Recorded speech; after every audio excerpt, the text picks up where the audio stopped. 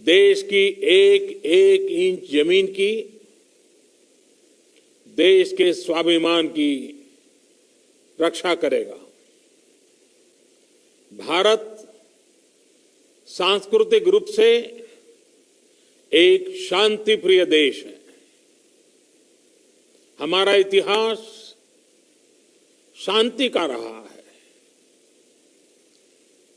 भारत का वैचारिक मंत्र ही रहा है, लोकाः समस्ताः सुखिनो भवन्तु। हमने हर युग में, पूरे संसार में शांति की, पूरी मानवता के कल्याण की कामना की है।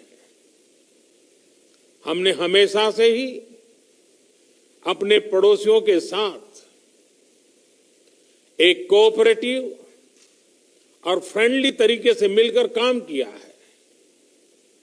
हमेशा उनके विकास और कल्याण की कामना की है। जहां कहीं हमारे मतभेद भी रहे हैं, हमने हमेशा ही ये प्रयास किया है कि मतभेद विवाद न बने, डिफरेंसेस डिस्प्यूट्स में न बदले।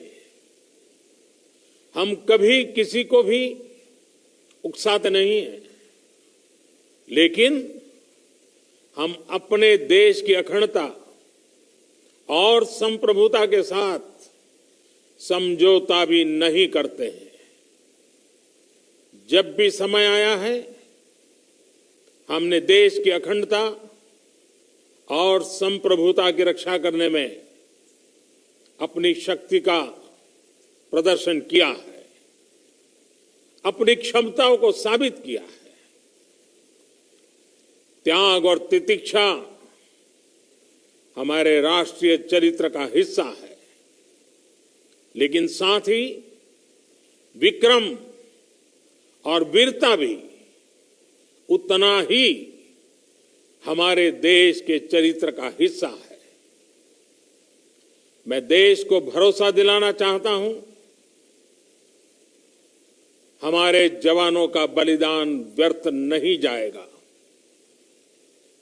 हमारे लिए भारत की अखंडता और संप्रभुता सर्वोच्च है, और इसकी रक्षा करने से हमें कोई भी रोक नहीं सकता। इस बारे में किसी को भी जरा भी भ्रम या संदेह नहीं होना चाहिए। भारत शांति चाहता है, लेकिन भारत उकसाने पर हर हाल में यथोचित, हर हाल में यथोचित जवाब देने में सक्षम है। और हमारे दिवंगत शहीद वीर जवानों के विषय में देश को इस बात का गर्व होगा कि वे मारते मारते मरे हैं।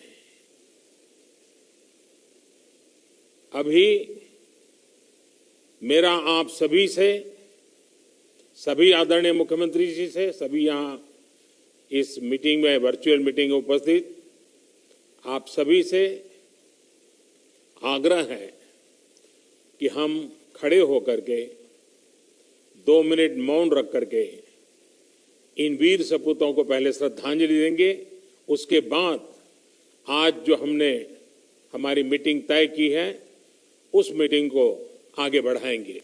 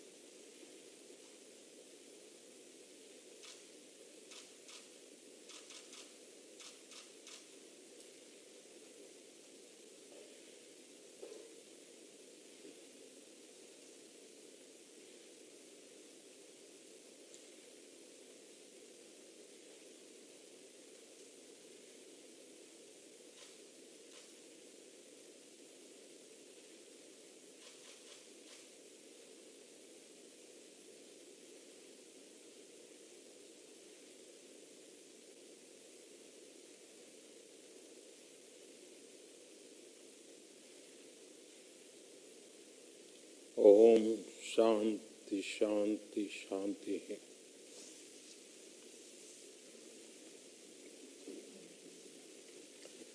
अब हम इस वजह से मैं आग्रह करूंगा कि आज की मीटिंग को हम आगे बढ़ाएं। आदरणीय प्रधानमंत्री जी, उपस्थित सभी। अभी आपने देखा प्रधानमंत्री नरेंद्र मोदी ने सभी जो भी मुख्यमंत्री इस मीटिंग में शामिल हैं कोविड-19 पर चर्चा करने के लिए मीटिंग आयोजित की गई थी और ये मीटिंग कल शुरू हुई थी और आज भी जारी रहेगी।